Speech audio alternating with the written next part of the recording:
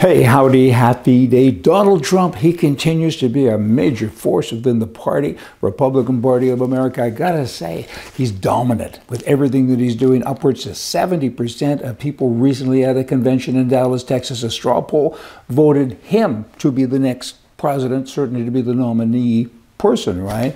That's kind of amazing, really, when you think about it, because he teases constantly about being the presidential candidate for 2024, and to capture that kind of a percentage of a vote from that kind of crowd is kind of significant. Former president Florida, out of the Governor Ron DeSantis, he came in second with 24%. 24 is kind of semi-good, but ain't very commanding when you compare it to 70, so Trump is the person that people want. He is dominant, as I said. He will propel the growth as well of that party right through to the midterms and so on, going up into 2024. The interesting thing about this straw poll is that when you remove the name Donald Trump and said to people, what name do you want to put in its place? Guess what? They picked Donald Trump Jr. I found that kind of interesting. I didn't see that coming. Hey, got to think about that one in California. The governor there, he's saying, hey, maybe I'll run for president. The Democrat should be a communist ticket, and then he'll be there, right? It's kind of interesting again because his former wife is Donald Trump Jr.'s girlfriend. That'll be an interesting standoff. Hey, now the governor, he's saying to Hollywood producers and other people there making movies, he's saying, guys and directors and so on, stop making movies in conservative places like Oklahoma and Georgia because they're bad. They don't agree with me. They say abortion is bad. I say abortion is good. And there's a whole bunch of other things as well. And that's not nice. Your opinion has to match mine or you're a bad person. That's what he's really saying. I have values. He says, I think he's valueless. And then he says, if you have values, you will do as I say. These socialists, they're all the same. You're entitled to an opinion as long as it matches mine.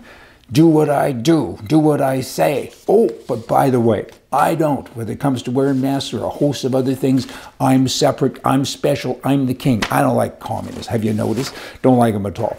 The prime mistake, speaking of which, in Canada, he says that gun smuggling is bad. People bring in guns illegally. It's a bad thing. So I'm going to take the guns away from 2.5 million Canadians who are legal. They don't smuggle. They have background checks every day.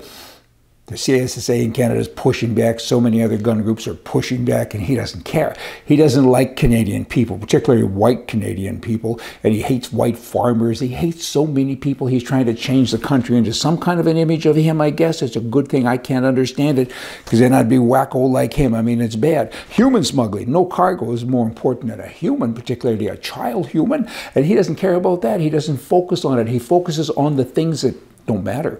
Gun smuggling, I mean, of course it matters.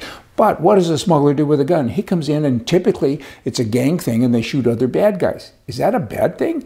You have fewer gang people then, you have fewer bad people then, do you not? I mean, he's at war. He's so typical of other dictators in other countries in history. He's kind of the same.